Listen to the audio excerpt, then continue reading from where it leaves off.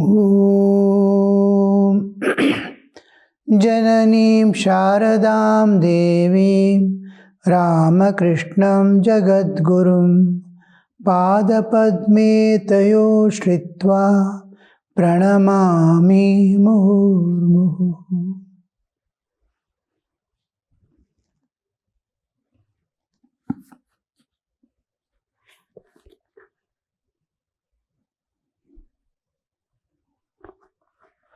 Master. No, my dear sir, Sri Krishna was bent on account of his ecstatic love.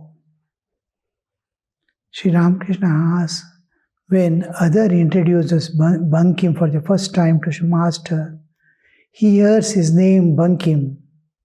Bankim means bent one. The Krishna is bent in three places. When he stands in a particular posture, his body can be seen bent in three places. It's called Tribhangi. Three places he is bent, Tribhangi. And the Bankim refers to this particular pose, Bankim Chandra. Now, that Bankim, his name is, the magistrate's name is introduced. He is one of the friends of the other.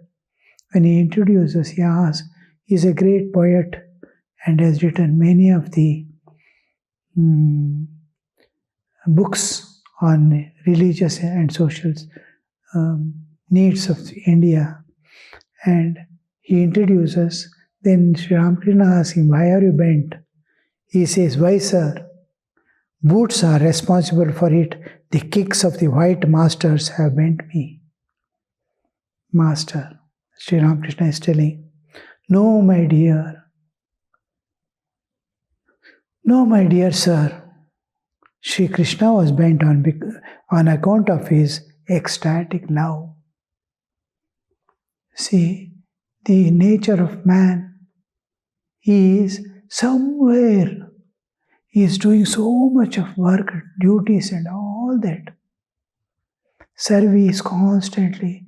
His awareness is filled with many things. But small, perhaps small enjoyments, family duties, earning, status, social status, all these bring with that a kind of guilt. Anything other than spiritual, even good things, bring a guilt. We have to go beyond good and bad. Good thing also. I am a good person itself is a bad identity. He is bound already. He has put himself into a cage of goodness. He has to evolve. He has to go beyond goodness also. We leave bad things by holding on to good. But what if you are good or bad? It's a dream world.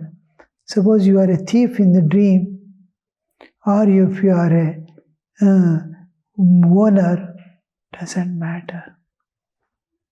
When you wake up, none of them are there. It was all dream. Like that, this world is a dream in which we are participating. What if, everywhere. So here, the nature of man, that guilt makes that guilt is becoming something like a weight that is put on him. It is holding him not to go up. These are unwanted and false holdings which has to be released. I am divine, I am child of God, must be there always. Oh, I might have done small mistakes. What are they? What is it? A child goes to school and does lot of mischief. He beats another boy and this and that. So many things happen. But mother never considers it. Nor the boy considers it. He proudly goes and tells mother, I bet one boy, he was bleeding. How that mother mother threatens him but tries to protect him from all other things. Mother doesn't want to see that, and child doesn't see it. His mistake. But here you see, it is not the case. It is that guilt is pulling it. These are unwanted. You must be like a child. You must evolve. That false holdings, I have bound myself with that. I want to be good. I am more good and very little. Though little bad is there, it is going to harm. Awareness of negativity, any negative awareness regarding oneself will never allow you to evolve. All that has to be overlooked now. It is like a vehicle. The whole vehicle is free. One part, the carrier is tied to a peg, which is immovable, like the bar of a window. It will never move. The wheel will start skidding over the earth, but vehicle will not move. Because something, one place it is holding. Like that, if I have something negative attitude towards myself, 99 good about me I know, and one bad I know. Suppose getting anger, it will not allow you to evolve. At the same time, you cannot do the convince yourself getting angry is good. You cannot, by no means you can convince. Samarthan karna. I am going to assert, yes, it was necessary, I had to do. That way, I cannot do that. I may tell word by word to convince others that I am right, but heart of heart he knows. I am yielding to anger. I could have been otherwise. People would have worshipped me if I had not got angry. Everything he serves, loves, everything he does, but for small things he's getting angry. That one awareness of his negativity will not allow him. He has to remove that to evolve. Sri Ramakrishna is removing that. By knowingly or unknowingly, he might have told it. Still, Sri Ramakrishna doesn't want anything. He wants that positivity. Look at the other way. No, my dear sir, Sri Krishna was bent on account of his ecstatic love. His body was bent in 3 places owing to his love for Radha. Love makes. That is how some people explain Sri Krishna's form. Do you know why he has deep blue complexion?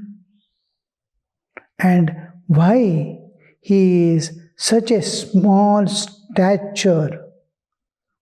Only 3.5 cubits measured by his own hand.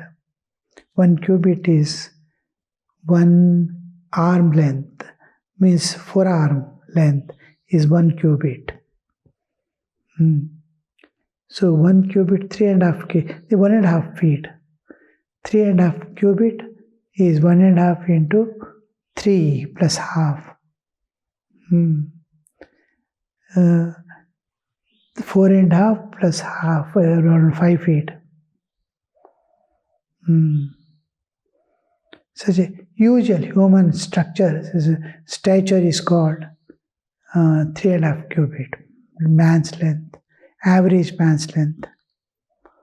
So why he was looking that 3.5 feet length, 3.5 cubit length?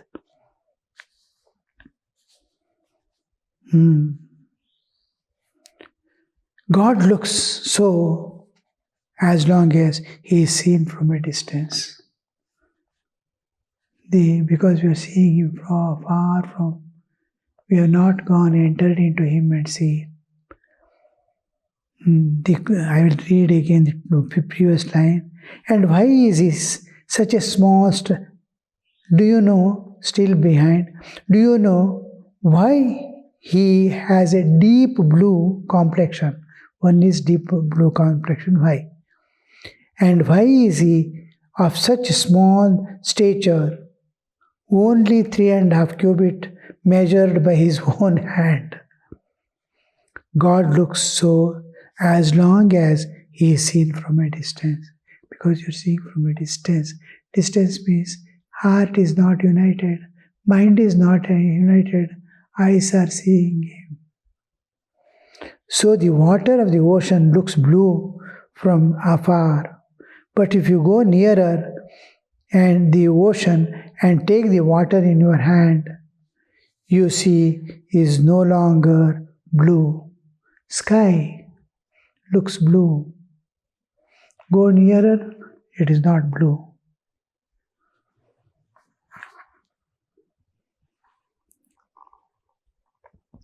It will be very clear, transparent. Water will be transparent. So the sun appears small because it is far away. If you go near it, you will no longer find it small. Sun is looking so small. And if you go near it, thousands and thousands of earths can be kept over it. When one looks the true nature of God, he appears neither blue nor small. But that is far-off vision. We may have to do a lot of sadhana to go closer and look at him face to face. One does not see it except in samadhi. As long as I and you exist, that is duality exists, name and form will also exist. Nama, Rupa. Everything is God's Leela, His sportive pleasure. As long as a man is conscious of I and you, he will experience the manifestations of God through diverse forms.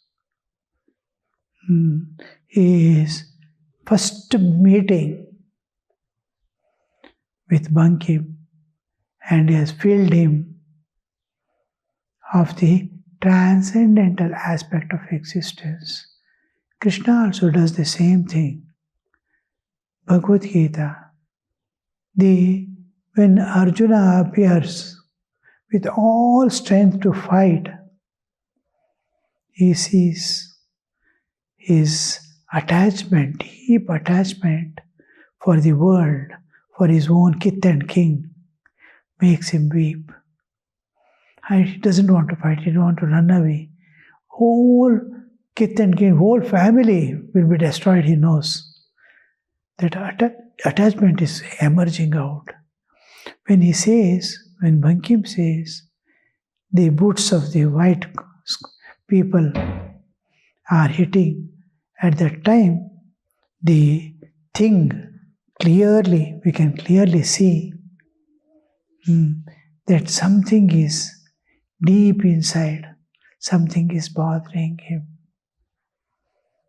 That attachment is bothering somewhere. Like Arjuna's. So, for those who are in despondency, the only medicine, first medicine is given is IV, and it is Advaita, pure Advaitic knowledge of the transcendental. But he has a Bhakta's nature. Pure Advaita was not given, but what is necessary has been given. The whole thing he beautifully explains.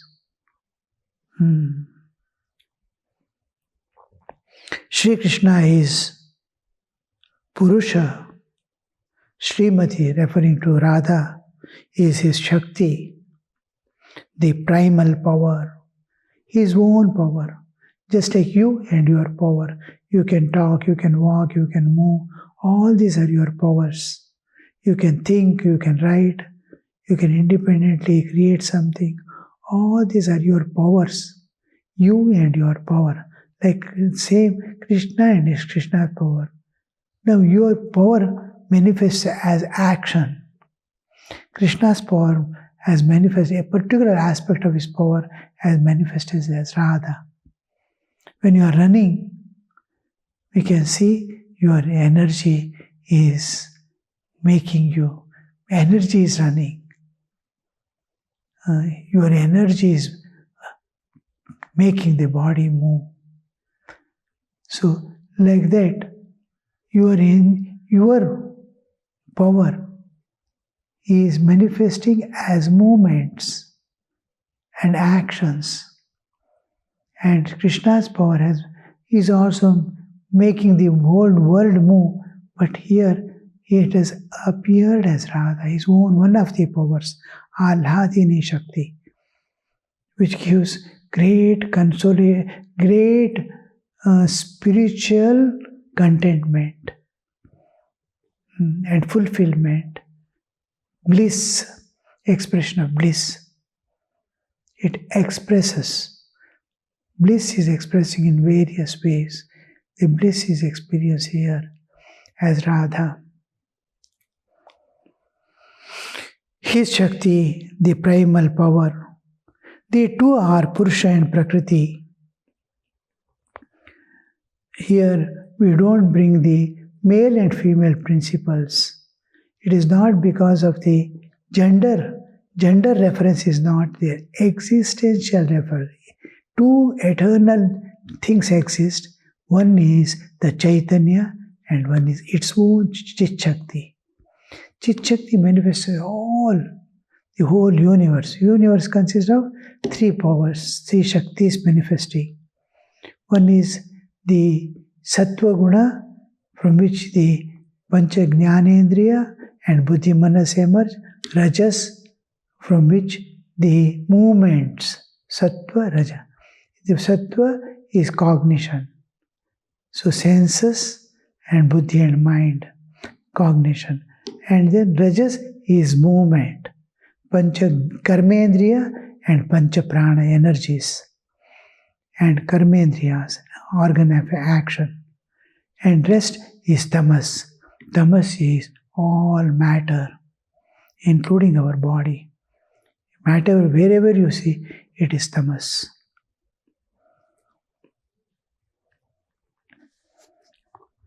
So, there are two eternal principles, Chaitanya and Chit Shakti, the Purusha and Prakriti. In Shaivism, we call it as Shiva and Parvati, or Shiva and Shakti. What is the meaning of Yugala Murti, the two together? The conjoined images of Radha and Krishna. It is that Purusha and Prakriti are not different. They are one and it's like a coin. One side it is tail, one side it is head and tail. Coin. Obverse and reverse of the same. You are seeing it is one coin. It is inseparable.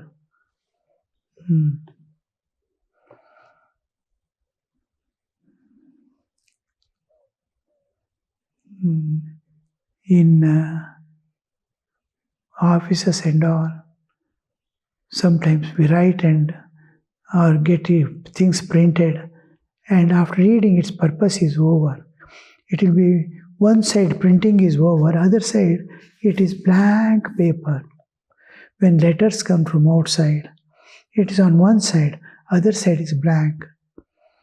In offices and all, for rough use, for writing and all, for typing and all, we use the other side, which has been given covers, post covers come. We open it and use it for writing, and we can give for those writings for typing. Otherwise, you will be wasting paper. This also goes off.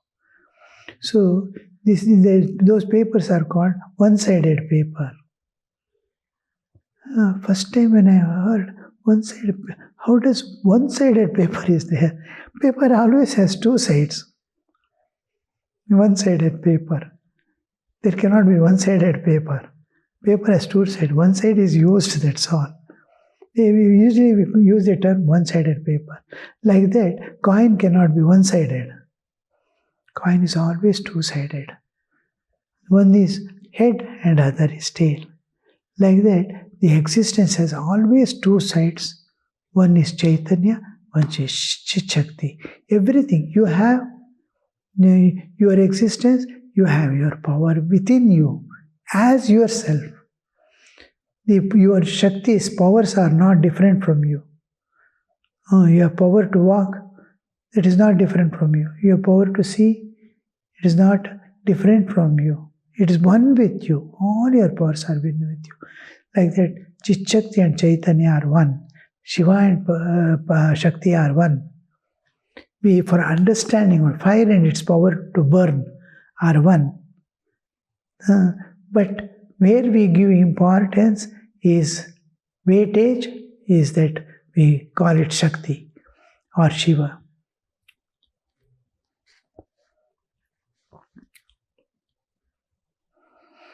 It is that Purusha and Prakriti are not different. The Jugal Murti, the two in one, it is to show Chaitanya and Chit-Shakti are not different. Purusha and Prakriti are not different. There is no difference between them. Purusha cannot exist without Prakriti, and Prakriti cannot exist without Purusha. Fire cannot exist without heat, and heat cannot exist without fire. If you mention the other is understood. It is like fire and its power to burn. One cannot think of fire without the power to burn. Again, one cannot think of fire's power to burn without fire. Therefore, in the conjoined images of Radha and Krishna, Krishna's eyes are fixed on Radha and Radha's on Krishna. Radha's complexion is golden, like lightning. Krishna wears yellow apparel. Krishna's complexion is blue, like dark cloud, and Radha wears blue dress. She has also decked herself with blue sapphires. Radha has tinkling anklets, so Krishna has them too. In other words, there is the inner and outer harmony between Purusha and Prakriti. Wonderful explanation. Purusha, Prakriti. Everywhere you see harmony. But one is appearing as multifarious, multitude. And multitude have varieties. They cannot be, each one has its own nature and moving about. But everything is in one harmony. Diversity in unity. Unity in diversity. So, how many varieties and species of existence are there on this earth? All are in harmony, perfect harmony. And anything has happening abnormal is exclusively for keeping the harmony. Suppose a tiger eats a lamb, then it is maintaining the harmony of the nature.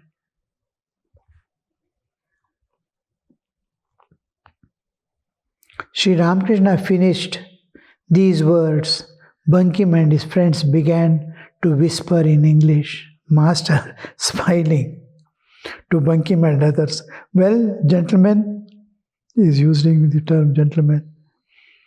What are you talking about in English? Sri Ramakrishna doesn't understand. And he's asking, what are you speaking? Smiling. He's asking. We are discussing what you have just said, your explanation of Krishna's form. Master smiling. That reminds me of a funny story. It makes me want to laugh. Once a barber was shaving a gentleman. The latter was cut slightly by a razor. At once he cried out, "Damn!" But the barber did not know what the meaning of that word. He put the razor aside and other shaving articles aside, tucked up his shirt sleeves. It was winter. He said, "You said damn to me? You must tell its meaning. Tell me its meaning." The gentleman said, "Don't be silly. Go on with your shaving. The word does not mean anything in particular. But shave a little more carefully." But the barber would not let him off so easily. He said, "If damn means something good, then I am damn, my father is damn. Damn, and all my ancestors are dams, all love. But if it means something bad, then you are damn, your father is damn, all your ancestors are dams, all love." They are not only dams, but damn. How that, as the laughter stopped, Bankim began the conversation.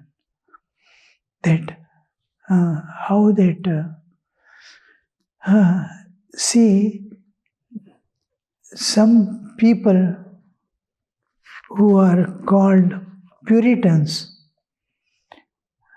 feel how Sri Ramakrishna is speaking of that high philosophy of Krishna's form and all that, and telling a barber story. That is to elevate him. The first part is to take them to the higher level of consciousness.